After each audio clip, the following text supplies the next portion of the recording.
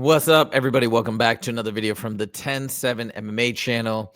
And this is a quick video that I wanted to make in regards to Bo Nickal, as the hate is piling on for Bo Nickal, UFC middleweight contender. If you look at his social media, if you look at his Instagram, his other social media outlets, people are being relentless. And I think for whatever reason, excuse me, I'm a little under the weather.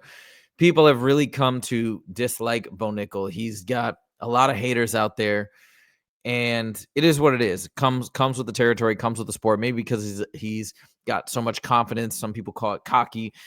I don't know. For whatever reason, the fans have somewhat turned on him. I think he started out as somewhat of a fan favorite, but that has changed. It is what it is. Anyways, I think because of the negative fan sentiment, people are going bananas and just basically saying fraud check, he's washed, he's terrible.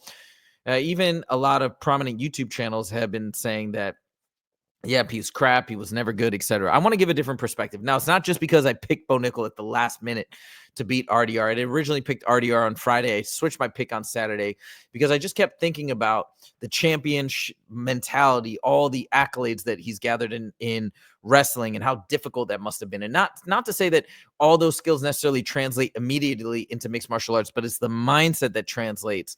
What he had to do to achieve those goals, I believe he can apply for sure to mixed martial arts at some point and eventually be a dominant fighter in the middleweight division. Of course, I was wrong in this instance, and that's fine. I'll take that. Again, I was leaning towards RDR at the beginning, and it is what it is. We can never be right 100% of the time. I'm definitely not anywhere close to 100%, but I digress.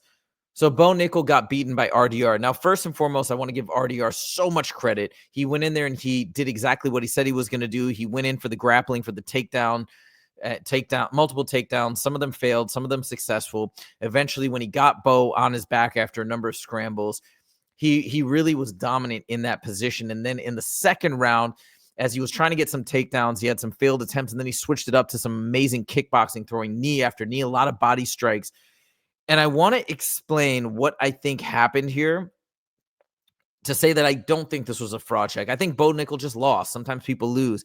And when there's a lot of hype around a fighter, especially a guy who the people think the UFC is protecting, man, they just are so quick to jump on them and just say they're trash, they're terrible.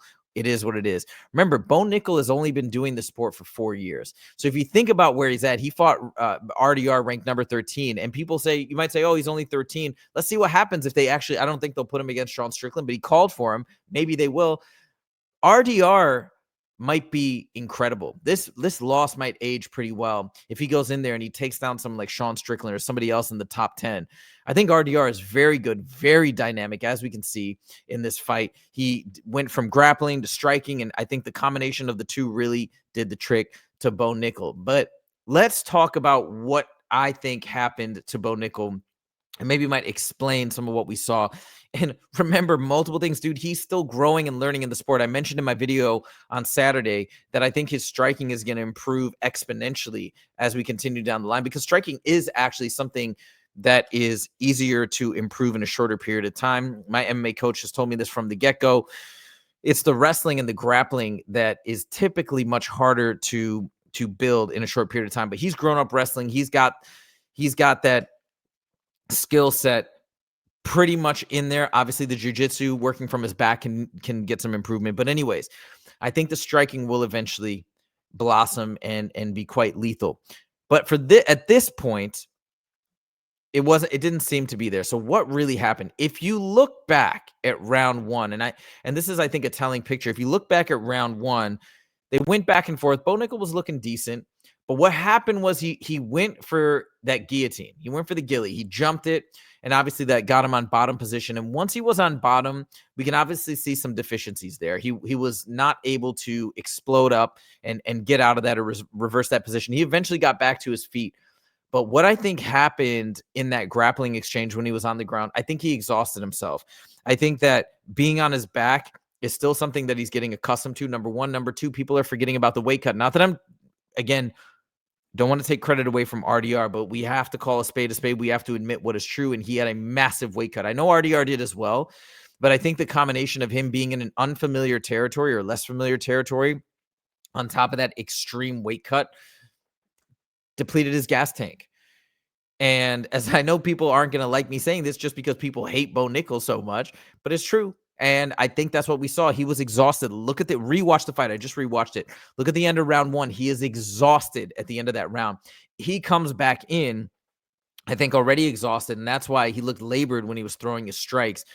And RDR almost took him down with a trip. He tried twice, but Bo Nickal evaded it. But then as he evaded and RDR couldn't get him on the ground, he just kept going to the body. And those body shots, combination of strikes, hand strikes, punches, as well as knees. And those knees, I believe, are what continued to drain his cardio, continued to knock the wind out of him until he was just, his breath was so labored that he couldn't fight back. You could see him swinging out of desperation right before the finish, throwing some strikes, but he was completely gassed. And I think at that point, he had no chance to win. RDR finished it off with some brutal knees. That last one dropped into the ground. I think it seemed like some sort of an organ shot, a liver shot, because he folded immediately. I don't know if it was that or folded from exhaustion, but Bo Nickal folded to the ground. The ref called it off, and that was all she wrote.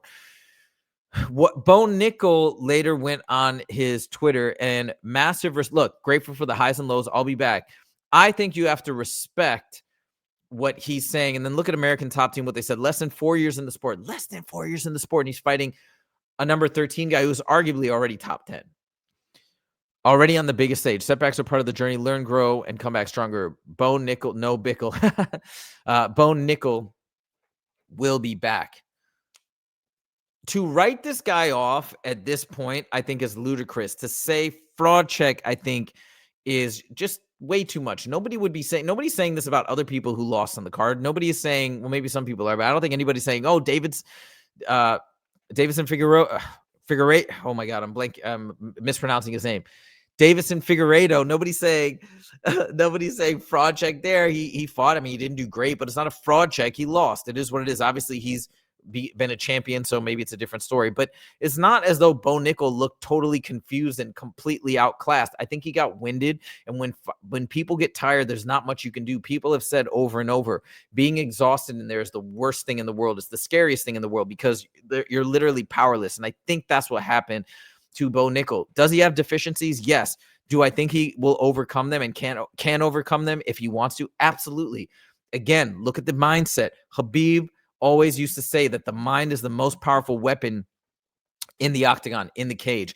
And I believe Bo Nickal will be resilient enough from everything he's been through, all the ups and the downs. And I think he's going to learn from this loss. And I think he's going to come back. I think he's going to work on what he needs to work on. Is he perfect now?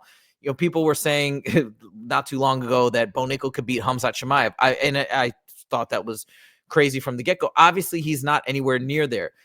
Could he get there? Time will tell. The next couple of years will tell how fast he can grow and accelerate and improve in the next couple of years. On top of that, I think the weight cut was obviously mismanaged. He said himself he was trying to bulk up, and I think he got too big and he had to cut way too much weight. Yes, he's a professional. He made weight. Congratulations.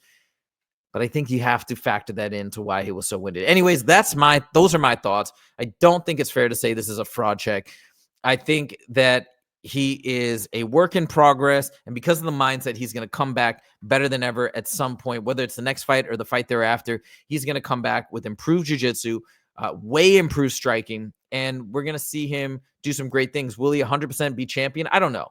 That's a question that is difficult to answer at this time, but will he eventually be top 5 or something like that? I for sure think that will happen. I still don't think he'll ever beat Khamzat Chimaev, but he's younger than Khamzat, so maybe he'll have his time at the top, or I see Khamzat moving up at some point to another division. So I think Bo Nickal will have his chance and will have a shot. But anyways, I just want to put this out there. I think people are being way too unfair, and they're being unfair because they don't like him. That's just the straight up truth, in my opinion. People are going to lose, and when it's somebody that's got this much attention and this many haters, that's what they're all going to say fraud check. I don't think it's a fraud check.